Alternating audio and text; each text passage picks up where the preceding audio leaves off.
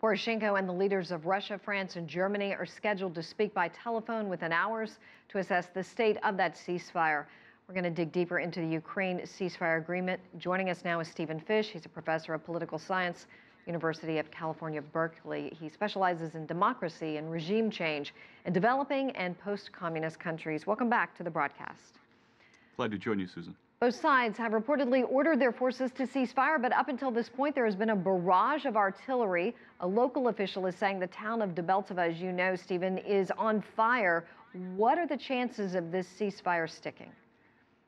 Susan, I think the chances are very low.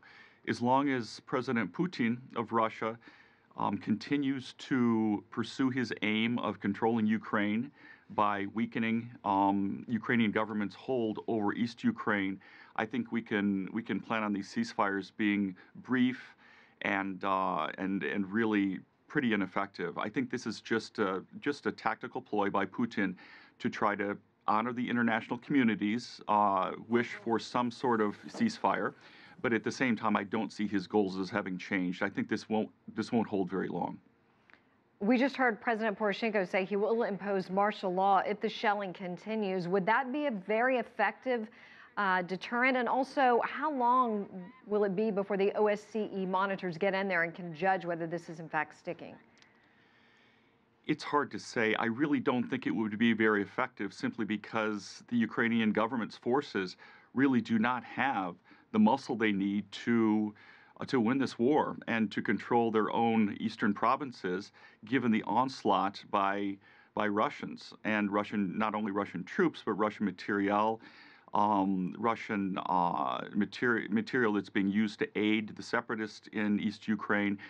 The Ukrainian army is really outgunned, and I think that's the biggest problem. So President Poroshenko can say that he's going to declare martial law or take some other measures, some other tough measures, but it's not clear that the Ukrainian government really has the muscle to back that up.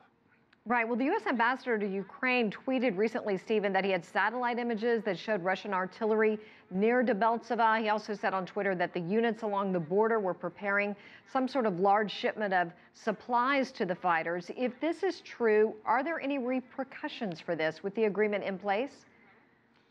Well, they're not supposed to be doing this, but they've been doing it for many months. The artillery pieces that you mentioned and the other material coming from Russia has been pouring in to East Ukraine since early last year, and this is the way that the Ukrainian separatist movement has been sustained. And I think that this is going to continue. It might be in violation of the ceasefire, but most of what President Putin has done earlier has shown that he doesn't really respect these ceasefires, and that these ceasefires for him are just a tactical retreat. They're just a pause. So I think we can count on that kind of support for the rebels in East Ukraine continuing from Russia, and I don't think the ceasefire is going to long have an effect on that. Were these separatists trying to get into Mariupol and Debaltseve and raise the flag there before the ceasefire kicked in? Well, apparently they were. What's peculiar right now is that we just heard recently that the leader of the so-called Donetsk People's Republic, which is this puppet organization that works on behalf of Russia in Donetsk, that enjoys some popular support there, but not all that much, has said that he doesn't even think that this city that has been surrounded by his troops using Russian arms and Russian support was even mentioned in the ceasefire, and therefore he's kind of not including it as part of the ceasefire. This Debaltseve, which is a town near the Russian border. So it's very clear, I think, that both President Putin and the people who work on his behalf and who he supports in East Ukraine really aren't very serious about making this work. If they were, certainly they would not insist that Ukrainian forces in that town lay down their arms, or that they would let them actually out of the town and allow the town to be neutral and controlled by one side's forces or the other. So it really seems like the fighting is even going to continue with the ceasefire in place. And it's not entirely clear that there's anything that OECD monitors, that anyone from Europe can do anything about this.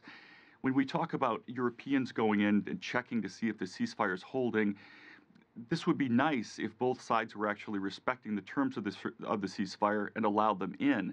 But what we've seen in the past so far is that there's really very little outside forces can do as long as President Putin and the forces that work on his behalf in East Ukraine don't allow them into the strife-torn areas. So I think we can plan on Europe having really a marginal effect on this right now in terms of conditions on the ground.